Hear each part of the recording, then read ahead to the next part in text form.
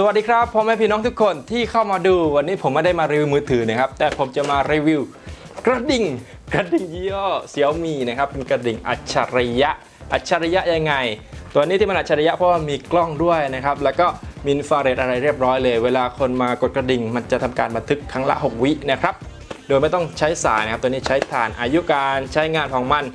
ถ่าน4ก้อนนะครับเปลี่ยนครั้งหนึ่ง6 เดือนก็ถือว่าค่อนข้างนานเลยนะครับแล้วก็มีระบบเซฟตี้เวลาคนจะมาแงะตัวกระดิ่งเนี่ยมันจะส่งเสียงร้องด้วยนะครับราคาที่ผมได้มาประมาณ700 กว่าบาทนะครับเพราะว่าผมมีเหรียญใน Shopee เอามาเป็นส่วนลดนะครับจริงๆราคามันที่เขาขายกันมีตั้งแต่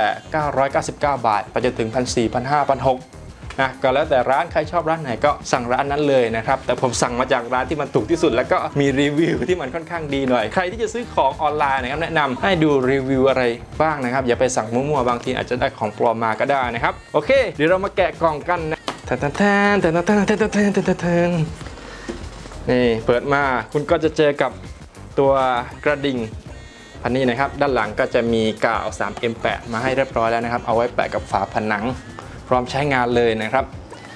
ตัวเครื่องสีขาววัสดุผมว่าวัสดุมันค่อนข้างดีเลยนะครับไม่ได้กล่องแก๊งจริงๆมันก็มีหลายค่ายนะครับที่ทำกระดิ่งแนวนี้นะฮะแต่ Xiaomi น่าจะเป็นแบรนด์ที่ดีนะฮะที่วัสดุดีอะไรแล้วก็คนรู้จักกันเยอะนะครับส่วนใหญ่ที่ผมเห็นจะเป็นยี่ห้อจีนแดงบางอันก็ไม่มียี่ห้อบ้างราคาก็ใกล้เคียงกับ Xiaomi นะครับผมยอมจ่ายมากกว่าเพื่อเอาแบรนด์ Xiaomi ซะดีกว่านะมีที่กด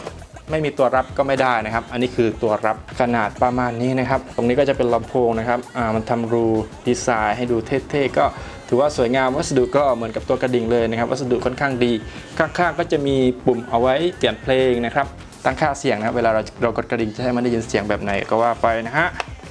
ด้านในกล่องเห็ดยังก็ไม่รู้นะครับภาษาจีนแล้วก็มีคู่มือที่เราชอบอ่านกันนะครับ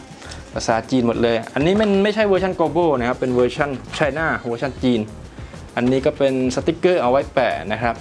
คาดว่าน่าจะเป็นแบบนั้นนะครับตรงนี้คือกระดิ่งกดอะไรว่าไป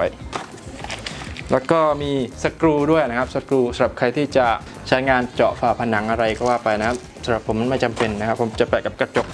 แล้วก็เขามีไขควงด้วยนะครับไขควงให้แล้วก็ฐาน4 ก้อนนะครับเป็นฐาน AA LR6 นะครับก็น่าจะหาได้ไม่ยากฐานนี้นะครับอายุการใช้งาน6 เดือนโอเคก่อนที่จะไปใช้งานนะฮะเราก็มาใส่ฐานกันก่อนนะฮะอันนี้เขาทำลูกศรชี้ขึ้นแล้วนะฮะเวลาจะเอาออกก็ผลักตามลูกศรนี้นะฮะแล้วก็เปิดนี่ใส่ฐานไปนะฮะทีแรกผมก็เข้าใจว่ามันจะใช้ไฟบ้านอะไรงี้นะฮะใช้ถ่านถ้าใช้ไฟบ้านว่ามันน่าจะดีกว่านี้เราไม่ต้องมานั่งเปลี่ยนถ่านแล้วก็ไม่ต้องซื้อถ่านเพิ่มด้วยนะโอเคพอใส่เรียบร้อยไม่ต้องปิดฝาก่อนนะครับอย่างที่บอกนะครับมันเป็นแบรนด์ Xiaomi เขาไม่ทำธรรมดาหรอกนะครับเราก็สามารถเชื่อมต่อกับแอปMi Home ได้นะครับใครที่ใช้กล้องยี่ห้อ Xiaomi อะไรอยู่แล้วนะครับก็สามารถใช้ร่วมกันได้สำหรับวิธีการเชื่อมต่อกับมือถือก็ให้เราเข้าไปโหลดแอปพลิเคชัน Mi Home มาก่อนนะครับสำหรับคนที่ไม่เคยใช้งานนะฮะผมโหลดมาเรียบร้อยแล้วก็สมัครสมาชิกอะไรด้วยนะครับแนะนำให้สมัครกับอีเมลเพราะว่าตัวนี้มันเป็นเวอร์ชันจีนนะครับพอสมัครเสร็จเรียบร้อยก็เลือก country เป็นจีนด้วยนะครับ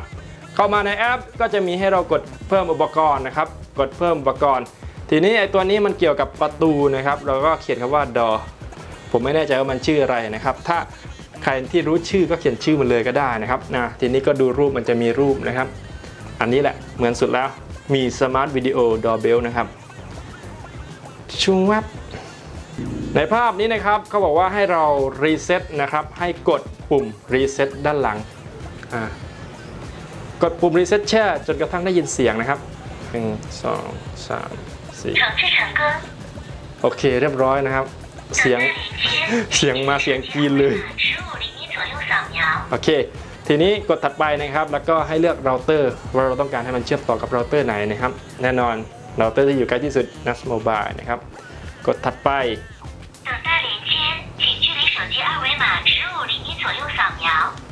แล้วก็มันให้เราเอาตัวกล้องนี้ส่องกับ QR code นะครับในมือถือระยะ15 เซนติเมตรแล้วก็แต่ถัดไปได้ยินว่าสแกน QR code เสร็จเรียบร้อยนะครับ ไม่แน่ใจเหมือนกันมันได้ยินภาษาจีนนะครับกดถัดไปทีนี้มันก็จะทำการเชื่อมต่อนะครับก็รอแป๊บหนึ่งโอเคต่อเสร็จเรียบร้อยนะครับแล้วก็เลือกว่าเราจะตั้งค่าให้มันอยู่ห้องไหนนะครับผมเลือกห้องทำงานทีนี้ก็กดถัดไปก็เสร็จเรียบร้อยแล้วสำหรับการเชื่อมต่อ2ตัวนี้นะครับก่อนที่เราจะไปติดตั้งตัวกระดิ่ง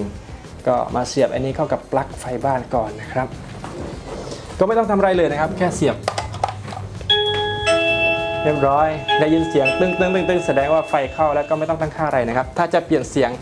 ก็มันจะมีปุ่มกดที่เป็นรูปดนตรีนะครับเปลี่ยนไปเรื่อยๆเลยเราจะเอาเสียงแบบไหนนะครับมันมีหลายเสียงมากมีประมาณ30กว่าเสียงถ้าจะไม่ผิดนะครับโอเคครับเราก็ปิดฝาให้เรียบร้อยนะครับแล้วก็มันจะมีให้เราใส่สกรูด้วยนะครับเพื่อความปลอดภัยเวลาคนจะมางัดสกรูออกนะมันจะร้องเสียงลั่นโอเคเดี๋ยวผมค่อยใส่ทีนี้ก็มาวัดความสูงนะครับที่มันเหมาะสมแล้วเราตั้งกล้องก็ควรให้กล้องนี้เห็นหน้าคนที่มากดนะครับผมจะตั้งประมาณนี้แล้วกันนะครับก็คาดว่าน่าจะเห็นนะโอเคลอกกาว 3M ออก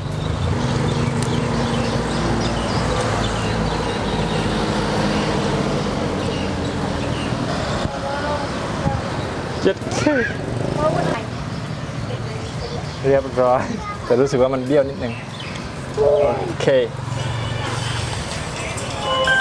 แค่นี้เองครับก็เสร็จเรียบร้อยถึงที่นี่เราก็ไปนั่งชิวๆในบ้านก็ได้นะครับแล้วก็เปิดร้านทิ้งไว้เพราะส่วนตัวแล้วผมเป็นคนขี้เกียจมานั่งเฝ้ามากนะครับผมชอบอยู่ในบ้านบางทีผมก็ไม่อยู่นะแต่ก็จะมีคนอยู่ในบ้านนะฮะสายที่ผมตั้งกระดิ่งนี้ก็จะให้คนในบ้านรู้นะครับแต่ก็ไม่แน่ใจเหมือนกันว่าลูกค้าจะกดไหมนะสมมติว่ามีคนมากดกระดิ่งนะครับแล้วก็เราอยู่ในบ้าน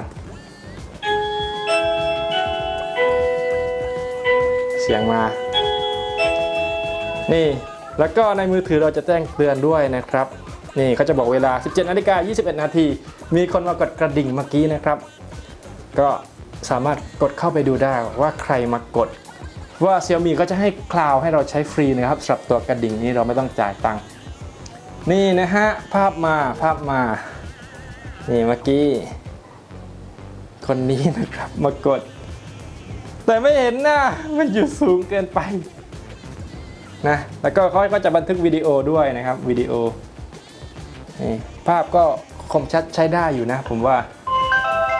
วิดีโอ6 วิเราก็จะรู้ว่าใครมานะครับถือว่าโอเคเลยนะครับตอนกลางคืนเขาก็มีอินฟราเรดให้โอเคครับสำหรับวันนี้ผมก็มีแค่นี้นะครับก็หวังว่าวิดีโอนี้จะเป็นประโยชน์สำหรับเพื่อนๆนะครับไปแล้วบ๊ายบาย